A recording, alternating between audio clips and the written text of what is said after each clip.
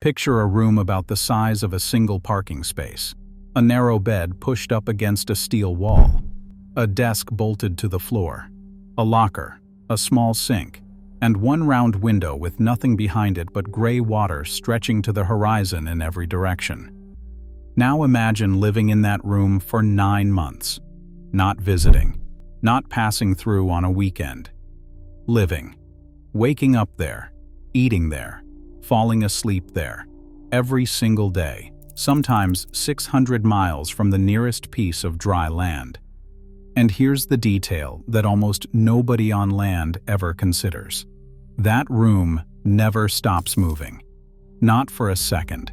Not while he eats, not while he showers, not while he sleeps. The floor tilts, the walls lean, the whole world rolls slowly from side to side, hour after hour, for months on end. This is the bedroom of a merchant sailor. And almost everything inside it, the bed, the furniture, the walls, even the way he sleeps, has been shaped by one simple fact: the sea does not hold still. There are 3 layers to this story. The first is why the room is built the way it is. The second is the hidden engineering that keeps the man inside it functioning. And the third is something nearly every sailor will tell you, and almost nobody believes, until they've felt it themselves. By the end of this video, you'll understand why a man who spends 9 months in a steel box at sea often can't sleep properly when he finally gets home. Let's start with the room itself. On a cargo ship, nothing is loose. Walk into a sailor's cabin and try to find a single object that isn't fixed in place. The desk is welded to the deck. The chair is chained or bolted down. The drawers have spring latches so they don't fly open on a hard roll. The lamp is screwed in. Even the coffee mug sits on a special non-slip base. This isn't about neatness, it's about physics. A loaded cargo ship in open ocean can roll 15, 20, sometimes 30 degrees to each side in heavy weather. 30 degrees doesn't sound like much until you imagine your entire bedroom tilting that far, and then tilting the same amount the other way, over and over, every 10 seconds. Anything not secured becomes a projectile. A loose laptop turns into a missile. An unsecured chair slides across the cabin and slams into the far wall. So the room is designed around a single rule.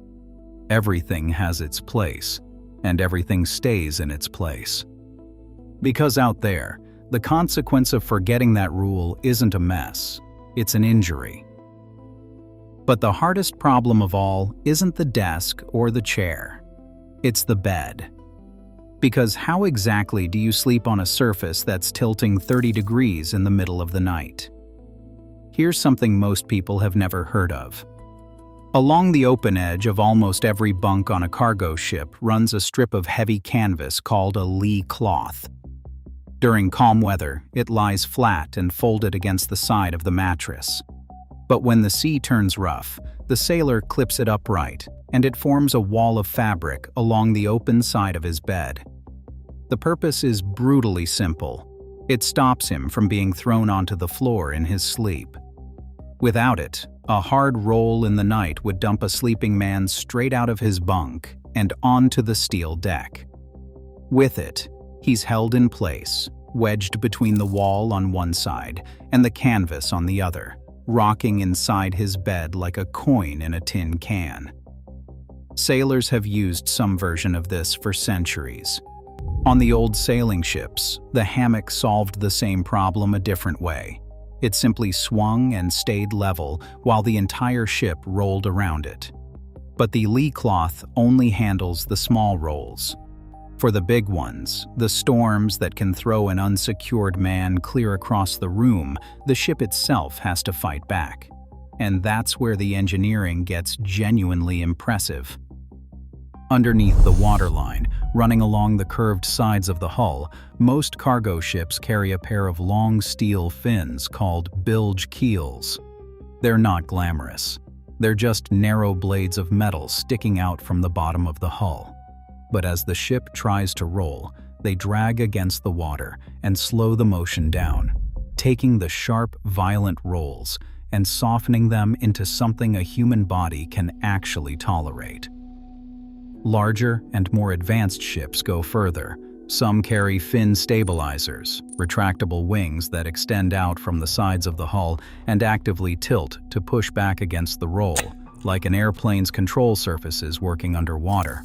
Others use something even stranger, huge internal tanks of water, called anti-roll tanks, engineered so the water sloshes from side to side at exactly the wrong moment to cancel out the ship's own motion. And then there's ballast. Thousands of tons of seawater pumped into tanks deep in the hull to lower the ship's center of gravity and keep it from rolling too far in the first place. A modern cargo ship is, in a very real sense, constantly adjusting its own balance to keep the man asleep in that little room from being thrown to the floor. But here's the question nobody ever asks. What happens when all of that isn't enough? Let's set the scene. It's 2 in the morning. The ship is somewhere in the middle of the North Pacific, days from the nearest port. A storm has come up that wasn't in the forecast. The bilge keels, the stabilizers, the ballast, they're all doing their job, and it's still not enough. The ship is rolling so hard that the LE cloth is the only thing keeping the sailor in his bunk. He can hear the hull groaning. He can hear loose gear somewhere down the passageway crashing back and forth. And he knows something that would terrify most people. There is no help coming. The nearest other ship might be 100 miles away. A rescue helicopter has a limited range, and out here, he is far beyond it. There's a place in the South Pacific called Point Nemo, the single most remote spot in any ocean on Earth. At Point Nemo, the nearest human beings aren't on land. They're orbiting overhead on the International Space Station because the closest land is more than 1,600 miles away. Ships cross water like that all the time, and every sailor understands the deal he's made. Out there, in that little room, he is more alone than almost anyone else alive. So, how does a person live like that for 9 months and stay sane? It starts with rhythm. Life at sea runs on a system called the watch. The traditional setup is 4 hours on duty, 8 hours off, around the clock, forever. There is no weekend. There is no Saturday. The sailor stands his watch, sleeps, wakes, eats, and stands his watch again, and the days blur into one long continuous loop that doesn't care what the calendar says. Then there's time itself. A ship crossing the ocean is constantly moving through time zones, so the clocks have to be adjusted, often 1 hour at a time, every few days. A sailor heading east loses an hour of sleep, over and over. Heading west, he gains one. His body never quite settles. And the food. When a ship leaves port, it loads provisions for the entire voyage. The fresh fruit and vegetables last maybe 2 weeks. After that, it is frozen, canned, and dried for the rest of the trip. Somewhere around month 3, a single fresh apple becomes one of the most valuable objects on the entire vessel. The room, then, becomes everything.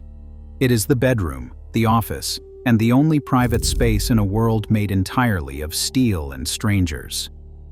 For 9 months, that little box is the closest thing to home he has. And here's where it gets surprising. Ask a sailor who's spent months at sea what happens when he finally gets home, when he's back on solid ground, in a real house, with a real bed that does not move. And a lot of them will tell you the same strange thing. They can't sleep. The bed is too still, the room is too quiet, and bizarrely, many of them still feel the ocean. It's a real documented condition. Sailors call it dock rock. Doctors call it mal de débarquement, the sickness of disembarking. After enough time at sea, the brain adapts so completely to the constant motion that when the motion finally stops, the body keeps swaying anyway. Grown men lie in their own beds on dry land and feel the floor gently rolling beneath them, sometimes for days. The rocking they fought against for months becomes the thing they miss. The motion that threatened to throw them onto the floor turns into the rhythm that rocks them to sleep, the same way it has rocked sailors to sleep for thousands of years. So the next time you see a cargo ship out on the horizon, just a gray shape sliding silently across the water, remember that somewhere inside it is a small room about the size of a parking space, with a narrow bed, a strip of canvas, and a single round window. And the man asleep in that bed isn't enduring it. He's home. He's rocked by the same ocean everyone else is afraid of. And when he finally steps back onto solid ground, a part of him will spend days quietly wishing the floor would start moving again. Now, I want to hear from you. If you have ever spent real time at sea, how long did it take your body to stop rocking once you got back on land? Drop it in the comments. And if you are watching this from dry land right now, could you last 9 months in that little room? Let me know. If you learned something today, hit that like button, subscribe for more, and I will see you on the next one.